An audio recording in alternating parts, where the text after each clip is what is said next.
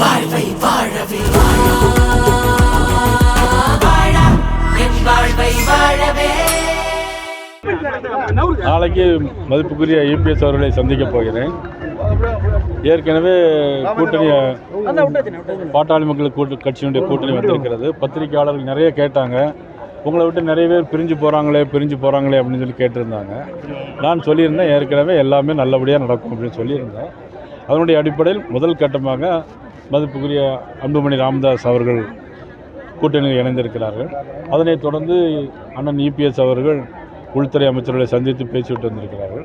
இது குறித்து நாளைக்கு நானும் அண்ணன் இபிஎஸ் அவர்களை சந்தித்து பேசி அடுத்த கட்ட நடவடிக்கை என்னவென்பதை நெருக்கடி கொடுக்குறதா சொல்றாங்க. 56 சீட்டு வரைக்கும் அமித்ஷா கேட்டிருக்காரு. ஒரு நெருக்கடி கொடுக்குறீங்க எடப்பாடி பழனிசாமி. யாருக்கும் பாரதிய ஜனதா கட்சியை பொறுத்த மட்டும் யாருக்கும் எங்களுடைய கூட்டணியில் எந்த நெருக்கடியும் யாருக்கும் கிடையாது. நாங்கள் சுதந்திரமாக நாங்கள் செயல்படுறோம். 30 சீட்டுக்கு ஓகேவா உங்களுக்கு? 30 தொகுதி ஓகேவா?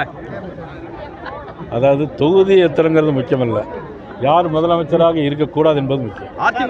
அதிமுக வந்து அன்புமணி சந்திச்சு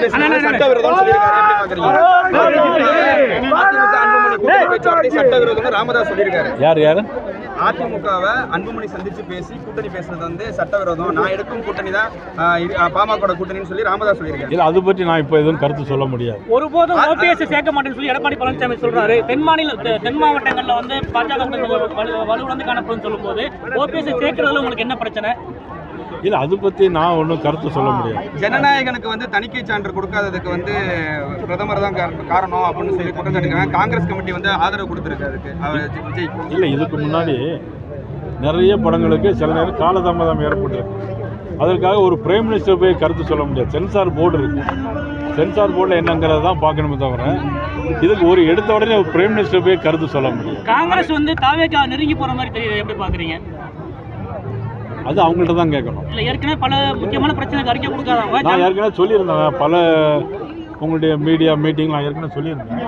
என்னென்னா காங்கிரஸ் கட்சி ஒருவேளை பேசியிருக்கிறாங்கன்னு சொல்லியிருந்தேன். அதனோட அடிப்படையில் போகிறாங்களா இல்லைங்கிறது தெரியல. ஜனநாயகம் படத்துக்கு வந்து காங்கிரஸ் கமிட்டி அறிக்கை கொடுக்குறாங்க, சட்டவிரோதம் அறிக்கை கொடுக்குறாங்க, மத்திய அரசை கண்டிக்கிறாங்க.